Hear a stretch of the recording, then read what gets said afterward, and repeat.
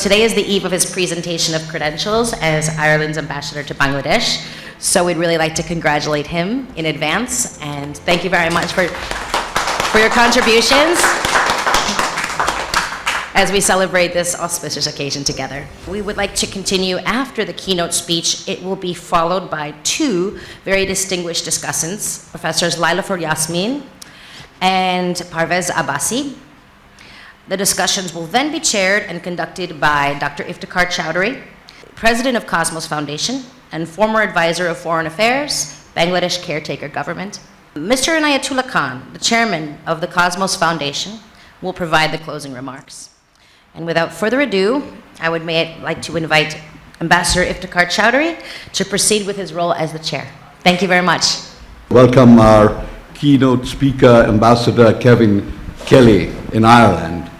With the weather today, to cite various sayings from various different parts of the world, neither snow, nor rain, no heat, no glow of night, I think, or whatever, the gloom of night. Gloom of night prevents us from having the show go on. Ambassador is also, as you heard, presenting his credentials tomorrow, and I should like to congratulate him in advance. Those of us who have had the privilege of to represent our countries in foreign parts seem to get energized by the spit and polish associated with the diplomatic drill of such occasions.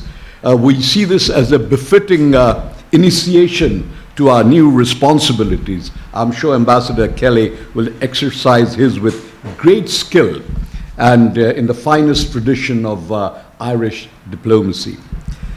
We Bangladeshis, Bengalis, and the Irish are bonded by strong values. One, of course, is our passionate love for freedom. Both our peoples, the Bengalis and the Irish, struggled for decades till our aspirations found fruition in the achievement of our sovereign identities. For Ireland in 1922, and for Bangladesh 5 decades down the line in 1971. A second shared value is the desire and the ability to express individual and societal emotions through the medium of literature. We all know of the close camaraderie between Rabindranath Tagore and W.B. Yeats. Both their literary careers played out against the backdrop of the struggle for political independence and the appetite for nationhood. On the global matrix today, Ireland has established itself as a state actor which is recognized as having fought against poverty and hunger at the heart of its policy. We are hopeful that within the European Union, Ireland will help shape European policy in a way so as to smoothen for Bangladesh the aftermath of the LDC graduation. Also, Ireland's decision to recognize Palestine is a true sign of the commitment to a peaceful and humanitarian global order. Assalamu alaikum. It gives me great pleasure to welcome all our distinguished guests to the Ambassadors Lecture Series organized by Cosmos Foundation this afternoon. Today we shall focus on the subject Bangladesh-Ireland relations, a prognosis for the future. We are privileged to have with us here a very distinguished keynote speaker, Ambassador Kevin Kelly. Tomorrow will mark a very important day in terms of our bilateral relations. It is a day in which Ambassador Kelly will present his credentials to the Honorable President. With that will begin, I am certain, a new chapter in Bangladesh-Ireland relations. I wish him every success in all his endeavors during his term of office. Ambassador Kelly brings with him vast experience in government and diplomacy. An alumnus of Queen's University, Belfast, and University College Dublin. He is currently Irish ambassador to India, accredited to some other South Asian countries. Earlier, he had served in the same capacity in the Netherlands and also as a special envoy to Africa. He was Director, Humanitarian Affairs at the ministry, which gave him considerable exposure to development activities. He is no stranger to Bangladesh. Indeed, we spent the last St. Patrick's Day in Dhaka with him when he had accompanied the Irish Trade Minister, Mr. Simon Coveney, to Dhaka. On that occasion, we were able to witness what an erudite speaker he is. I'm happy to say this year has been a remarkable one in terms of our bilateral relations. Minister Coveney's visit was a very successful one, in course of which he has also made a very rewarding call on Honorable Sheikh Hasina, our Prime Minister.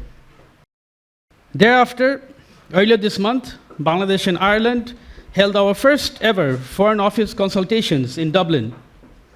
There, the first Memorandum of Understanding on biennial consultations between the two foreign offices was also signed. Important discussions were held between Bangladesh Foreign Secretary Masood bin Momen and the Irish Secretary General Joseph Hackett across a broad range of activities, including climate cooperation, investments into renewable energy, including offshore wind and energy plants in Bangladesh, as well as on the Rohingya issue and possibilities of intake of Bangladeshi students into Irish universities. Indeed, both sides have been able to identify the areas in which our potential cooperation could deepen. I would add to this list sports, in particular cricket. This is an activity which engages both the youth and adults of both countries in one way or another. As the Honorary Consul of Bangladesh, I shall make every possible effort to contribute to these efforts. We would also like to obtain the valuable advice of the thought leaders of our community on these issues. This is why seminars such as this are organized, so that the civil societies of both our nations can also share with the public authorities their views. It is our hope that Cosmos Foundation will be able to organize, with the collaboration of Irish academic institutions, such deliberations in Dublin as well. Dear Masood, Honorary Consul, ladies and gentlemen, it's a real honor for me to be here with you today to take part in this dialogue and to speak with you about the potential for Irish-Bangladeshi relations. I want to say how grateful I am that all of you made the effort to come, because as we were driving here, the trees were coming down. I was saying, surely nobody is going to be able to manage to come, but we see we've got quite a healthy attendance. So I really wanted to say, in my language, Gramila Mahagav Galer Lahaig Vehenu with us. So just to say thank you very much for coming. And I think that with the appointment of Mr. Masood Khan as our honorary consul, we're going to get to new heights. Ireland was one of the first countries to recognize the newly independent state of Bangladesh in 1972. So it's taken us a long time, but I'm finally delighted that we've managed to at least open up our first honorary consul, and it gives me great pride to see the Irish flag and the Irish escutcheon outside of the honorary consulate here. It's a small start, but it's an indication of our growing commitment to Bangladesh. We greatly value the work that honorary consuls do for us all over the world, and I know Masood is going to be a great addition to Team Ireland in South Asia. So thank you so much, Masood, and for the warm welcome. It's my ambition, of course, to make full use of Masood, not just in the provision of visas and consular services, and we can discuss that later, but also in helping us to open up doors for Ireland in Dhaka and beyond. Opening up doors to government, doors to the business community, and also doors to Bangladeshi civil society. And this is why I was really keen to speak at this dialogue today. It's a real pleasure to meet with you, and hopefully we'll get a chance to have a dialogue and listen to some of your suggestions about what I can do to strengthen this relationship. Our honorary consul already said we had a really good visit by our Minister for Enterprise, Trade and Employment, Simon Coveney. He came here and celebrated St. Patrick's Day in Bangladesh, and he officially opened up the consulate. And that visit was remarkable in a couple of ways. It was remarkable because when he flew back to Dublin, he resigned. I'm not sure if everybody knows that. There was a change in our government. Our Prime Minister stepped down, so he resigned. He was one of the most senior members of our government. But the fact that he brought such a high-powered delegation, it really did open up eyes and focus minds back in Dublin about the potential for developing our links, not just with India, but also with Bangladesh. We also met with the Foreign Minister, Mahmoud, and I think we might have even caused the Foreign Minister to delay his meeting with the Crown Princess of Sweden. So I'm very proud of that, especially.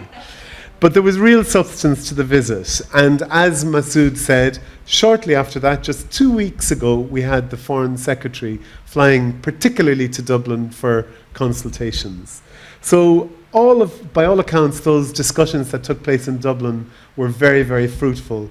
My colleague Katie from our management team in Dublin was part of those discussions and can give you an insight in terms of, but I understand topics as diverse as China, the US, Russia, migration, visas, a whole range of bilateral political and economic issues were discussed.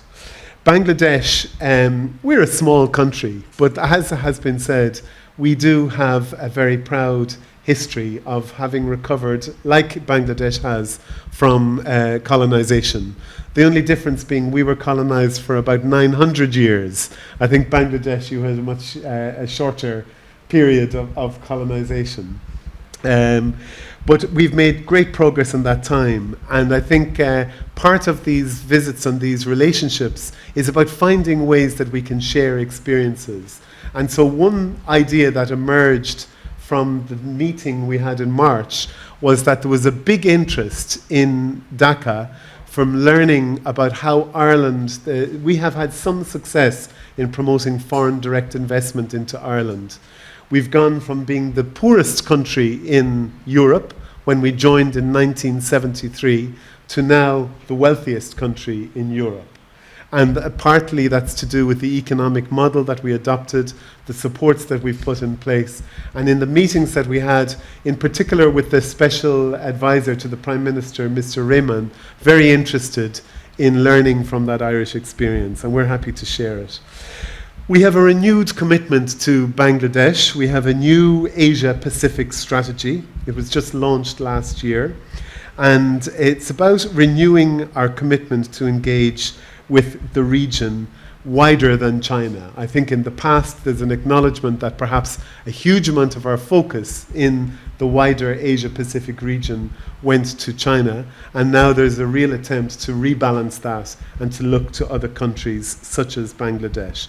I won't go through the details of that strategy, but there are over 100 different actions opening up a whole new areas for collaboration, people-to-people links, economic ties, political ties. That's very much about building relationships and building up those people-to-people links. The meetings that we had with the Prime Minister here in March and last week's consultations provided a further opportunity, I think, to flesh out some of those ideas. But this was very much a two-way conversation, looking about how we can collaborate on both sides. We appreciated the generous offer that was made to take up a special economic zone in Bangladesh. This was raised by Mr. Salman Rahman with Minister Coveney. Now, in our case, our Department for Enterprise, Trade and Employment is our lead government ministry in this area. They consider the range of economic opportunities and priority investments for Irish business that will inform decisions. But we will be certainly keen in the coming months and years to look at how other countries have made best use of this model. And today, if there's an opportunity this afternoon, I'd love to hear your thoughts about these special economic zones and what advice you would have for Ireland in relation to this.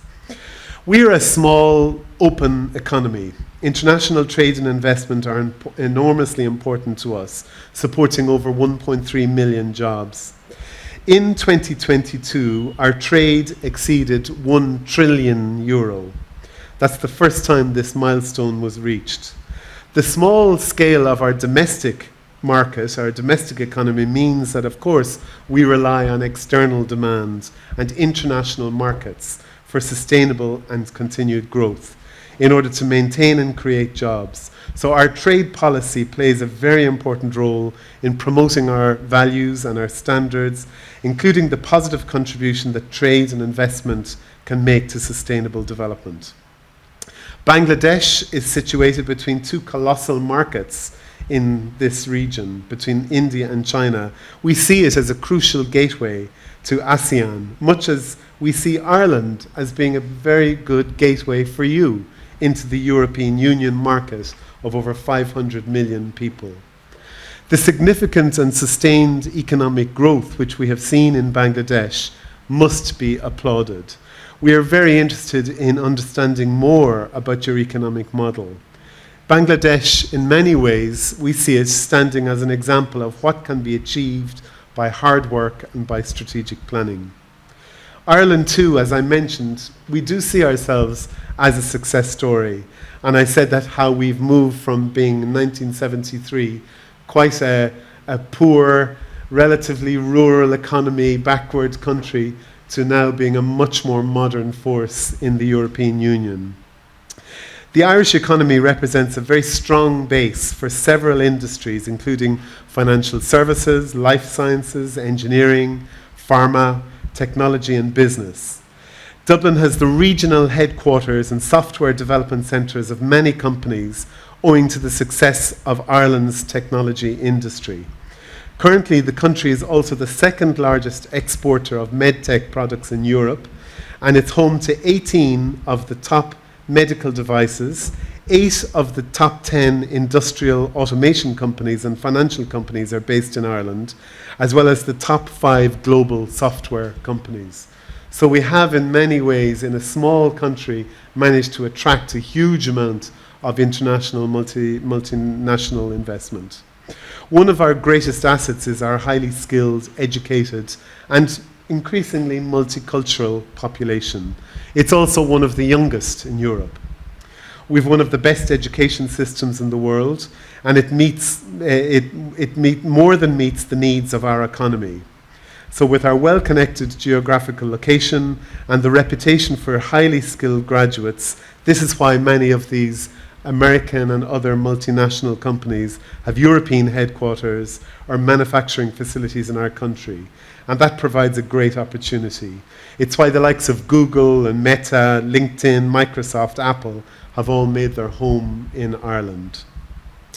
One has to admit that the current economic ties between Ireland and Bangladesh are too small, with just over 540 million euros in bilateral trade per annum. That's a figure we have from last year.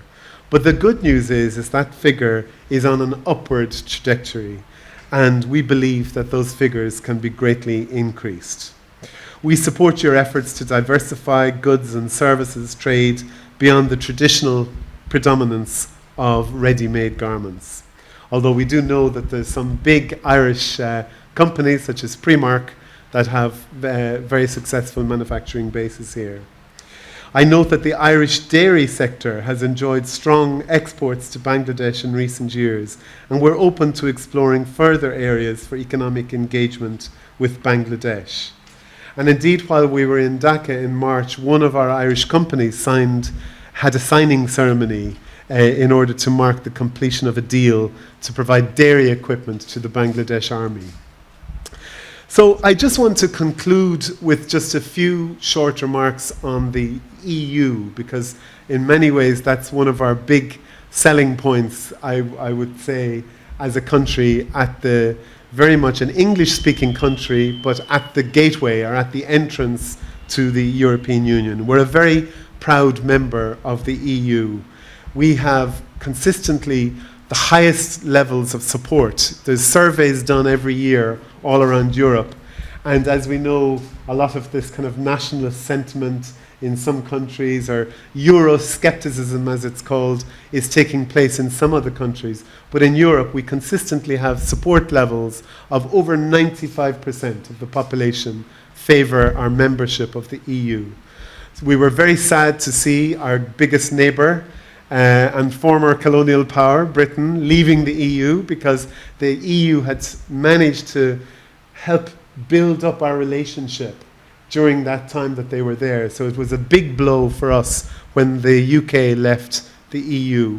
We hope they'll come back at some point, but we have to, I suppose, respect their sovereign decision. But Ireland will not be leaving the EU. Ireland is fully committed to our membership and to strengthening the EU and to strengthening our role within it. We would like to be a friend for Bangladesh, and I think you mentioned that already, in Brussels. Although we are small in size, perhaps because we're now the last remaining country that English is our first native tongue, we can have kind of an outsized, strong voice around the table, and we would like to be a friend for Bangladesh. I'm encouraged to see that the relations between the EU and Bangladesh are growing ever stronger, and we'd like to do what we can from the other side to help with that. We support the negotiations on a new PCA, this Partnership and Cooperation Agreement, and we know that that will recast a much more modern relationship in terms of political and trade engagement, moving away from aid. We also see real potential in the Global Gateway Initiative, which aims to support climate action and renewable energy projects in Bangladesh. And I think has already been mentioned by our chair, we support the graduation of Bangladesh to the GSP Plus scheme in the coming years. As a general principle, Ireland is supportive of measures to minimize any economic shocks that may arise from graduation from LDC status. We know more than most countries the development path that countries have to go on and the time that graduation takes. So we've been very actively involved in the Council negotiations, and we've always been pushing for flexibility. Beyond trade, I should just also acknowledge the generosity of the Bangladeshi people and the work of the government of Bangladesh in responding to the Rohingya humanitarian crisis. It's something that we're very much supportive of. We have one of our oldest and most respected Irish NGOs, Concern. I'm very happy to see some of them in the audience today, who has a long and proud track record of engagement in Bangladesh. So we do what we can to support the humanitarian work of the government of Bangladesh, doing it through our partnership and our support for Concern. We're committed to the collective response to this long-running humanitarian catastrophe that is the Rohingya crisis. Total funding since 2017 is now at 13 million euros, and 7.5 million of that went to programs with partners here in Bangladesh. So we'll conclude now, and I just wanted to finally acknowledge the very positive and important contribution that the Bangladeshi community makes to Irish life, whether in the hospitality sector, or in the high-tech sector, or in the health sector, in caring roles or in education. These people actually breathe life into our bilateral relationship, and we want to see more of it. The people-to-people links are vital in terms of any bilateral relations, and we want to see those connections to develop more in the future. I'd love to see more Irish people getting the opportunity to visit this beautiful country, and more Bangladeshis in Ireland hopefully experiencing the same warmth of hospitality that I always receive here in Dhaka. The warmth and hospitality is, after all, a hallmark of both of our countries. So I'll conclude there. Thank you very much for your attention. Goramila Mahagoiv Galer. Thank you very much. Thank you.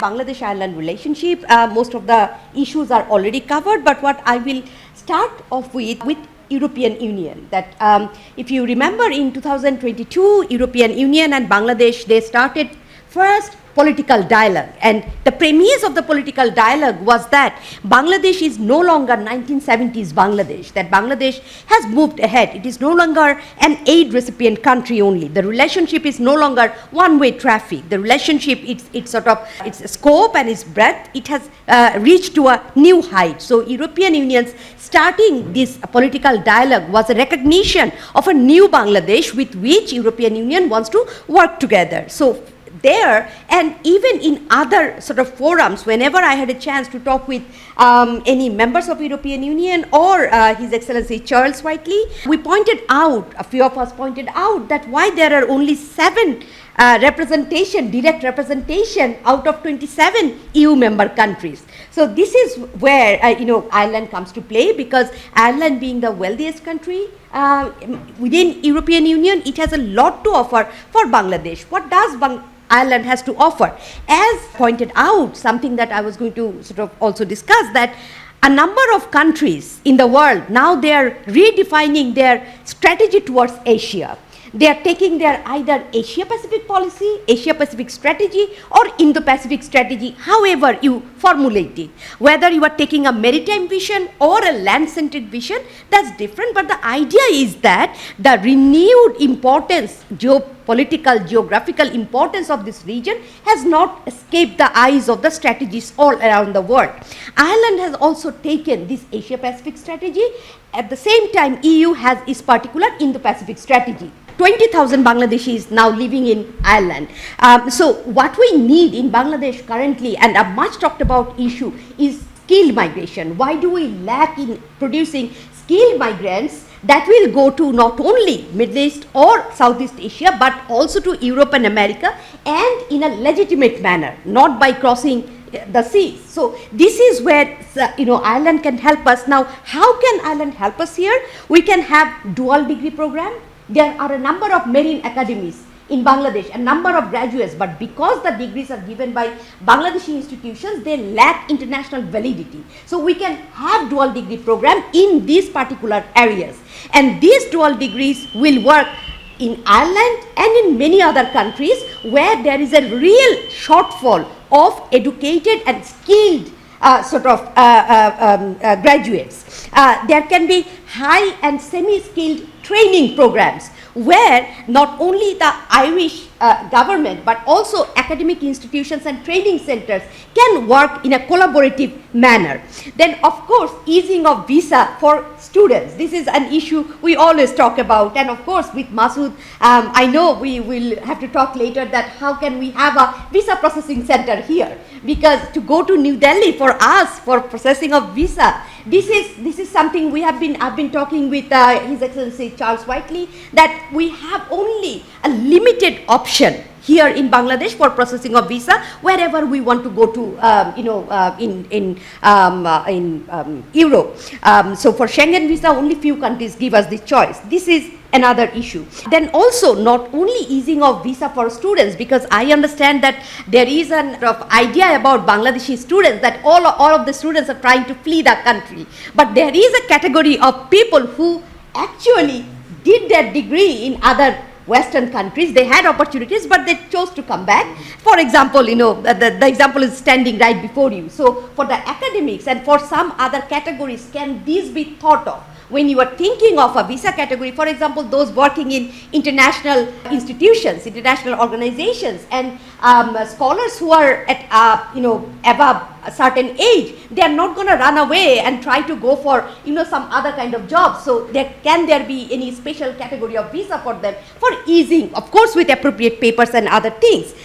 So here we can see that a lot of pledging has taken place and recommendations between Bangladesh and Ireland, especially in the first meeting that happened in Dublin. But what we need to see is that to identify what we can learn and to identify what can actually fit in this particular situation and particular context of Bangladesh, because we can learn a lot of issues, but contextualizing is something very important where Bangladeshi scientists or Bangladeshi scholars can work alongside Irish scholars and scientists. So this is something we need to sort of look into. Yes, trade has taken from 1995, I believe there was a 16.8% growth in trade, and with about special economic zone, an economist is sitting here, he will be better to talk about that, so I won't be dealing with that. So because I'm not supposed to dip my toe in everything. No, I don't know anything about that. So that is another one. So another issue is that with the strategic area, I'll conclude my sort of talk, is that we have seen recently competition over Bangladesh, it has increased to a different level. It has reached a different height. So a number of actors starting from America, Russia, China, India, Japan, Australia, they are all trying to make their footprint known, visible here in Bangladesh. I believe Ireland has a fair chance if it can identify what are the niche areas, for example, pharmaceutical. And there are a number of other areas that Ireland can actually sort of identify to collaborate between the two countries. Then again, of course, as I started my talk with maritime focus, you need to see that how Bangladesh located at the mouth of the Bay of Bengal, and it gives you an entrance to Northeast India, landlocked Northeast India, as well as landlocked countries of Nepal and Bhutan. So how you can use this particular, how you can use Bangladesh as a corridor to reach out to these three particular areas. So in that way, Bangladesh can be strategically beneficial to fulfill Ireland's goals.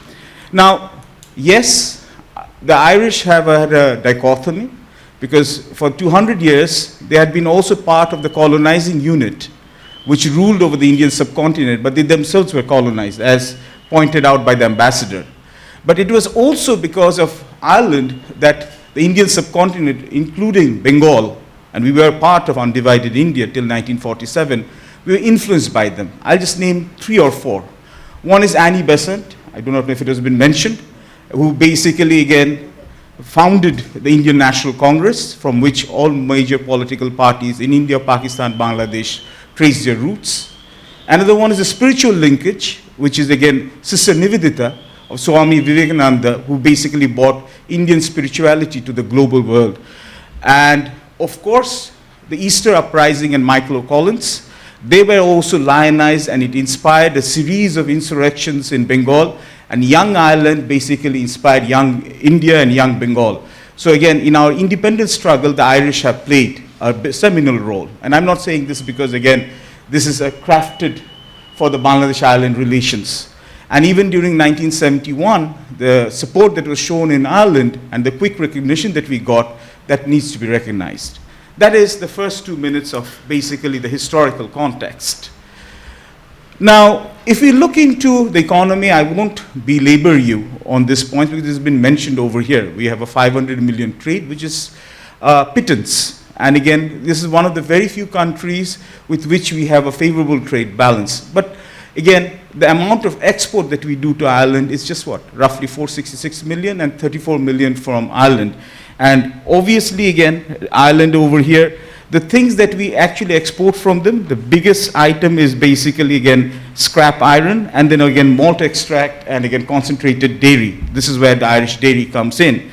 And again, obviously, no surprise there, that our ready-made garments, knitted t-shirts, knitted, non-knitted wear, those are the ones of usually which we export. 20,000 diaspora in Ireland and growing. Now, how can we take this forward? And this should be a two-way process, so that even Ireland gains and the volume of trade increases. Let me first of all explore the dynamics of this. And I'm conscious of the sweltering heat. I believe if God was over here, and the first opening lines on the Bible would be, let there be electricity. But unfortunately, our prayers are somewhere it's still in terra firma. Now, the first thing that we would look into is that in Bangladesh, yes, we're going through the throes of an economic crisis, which is no point denying, but we can also learn from how the Irish coped when the Irish property bubble burst. And again, one of the ways that the Irish re-engineered themselves was the way that they basically ensured corporate governance and transparency in the Irish banks. And again, the real estate sector. And this is probably the two areas where we could learn from. So those technical transfer and those expert knowledge, that is where we can basically collaborate with them to firm up our institutional governance, number one. Number two, Bangladesh has at least 25%, 22 to 25% of its population is in the middle income and affluent group, which means there is an increasing purchasing power parity. And one area which Professor Lailufer, as I fondly call her Lailufer Appa, Appa means elder sister, Lailufer Appa had basically pointed out is academia. But how can it be a win-win situation? Now, by conservative estimates, Bangladeshis spend around $6 billion, Bangladeshi parents, on education. There are at least 354 English medium schools, but again, if you registered, but again, if you look about the other ones, it's around 1,700. And there's a huge demand for education in English because it is the global lingua franca. Now, this is where, again, Irish, we can basically engage the Irish because over here, the demand for quality education is an all-time high.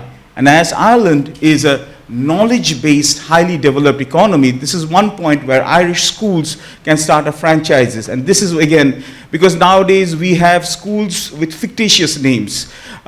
Kingdom of Burundi, for example, or again, but again, Burundi International School, with no linkages to Burundi over here. But if we have, again, and the Irish also played a big role through their convents, the fathers and the sisters who came up as missionaries to spread education. So the Irish education linkage, and again, it would be a win-win scenario. If we have 104 private universities, because again, Appa spoke from the public university perspective, rightfully so, and in case of the private university, there are at least 10 to 15 private universities which are of decent standards across Asia, as evidenced by the Times ranking. Now, these are over there, we can also have credit affiliation and dual linkages, or even better, with the changes in our education policy, you can basically start up, again, overseas campuses. Again, this is one area where there's a huge gap over here, and especially in terms of IT, in terms of engineering, in terms of the hard sciences, there's a gaping hole. So this is one point where we can actually, it will be a win-win situation, and again, there will be steady demand for customers who are willing to pay.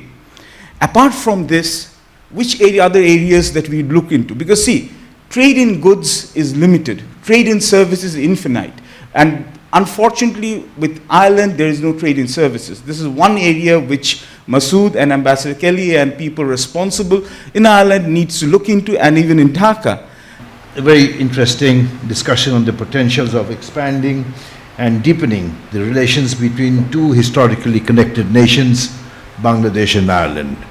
It has been a great honor for Cosmos Foundation to host this most significant event. Not so long ago, coinciding with St. Patrick's Day, we were also privileged to receive the Irish Trade and Employment Minister Simon Coveney. That event was also most rewarding. Today, in our deliberations, we have witnessed many important points made, many key ideas surface, and many profound thoughts come to salience. All these have been noted and will be shared with a wider audience through social media, Facebook, and whatnot. I must commend the excellent presentation also made by Ambassador Kelly. He is due to present his credentials to the Honorable President tomorrow. I'm sure that will mark the beginning of what will be a most successful tour of duty as his country's envoy to Bangladesh. It appears from the marks that you have made today that you have a vision with regard to your mission in Bangladesh, which you are committed to fulfill.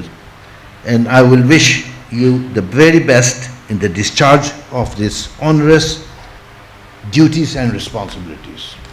I'm absolutely persuaded that there's a great deal that Bangladesh and Ireland can achieve by working together. A good beginning has been made by the establishment of a consulate in Dhaka. Already some benefits are coming to light. Public interest in Ireland has been growing in Bangladesh. The first ever Foreign Office consultations between the two sides held in Dublin recently was yet another milestone along our journey of bilateral cooperation. We in Bangladesh see Ireland as a key member of the European Union. It is one European country that has always had a very positive attitude towards the developing world. It has already established an excellent reputation in the international fight against poverty and hunger. Indeed, this year marks the 50th anniversary of Irish Aid. As an important member of the European Union, I have no doubt that Ireland will render Bangladesh every support in smoothing our transition to a post-LDC phase of development. As an entrepreneur, I see enormous potentials and prospects in the future for the expansion of trade and commerce between our two countries. As a think tank, Cosmos Foundation will continue to provide intellectual platform to the growth and nurture of our collaboration. Time dictates I must now bring this discussion to a close. I cannot do so without thanking Ambassador Kelly once more for the content and quality of your keynote address. Masood Jamil Khan deserves a high credit for the excellent organization of this event. As Honorary Consul, I'm sure he can see this as an added feather in his cap. I also thank two very distinguished discussants, Professor Pervez and Professor Lalafur. Both are my very favorite persons, and they have been a part of Cosmos Foundation, and their presence and participation has always been very lively and rewarding for the audience and for the participants.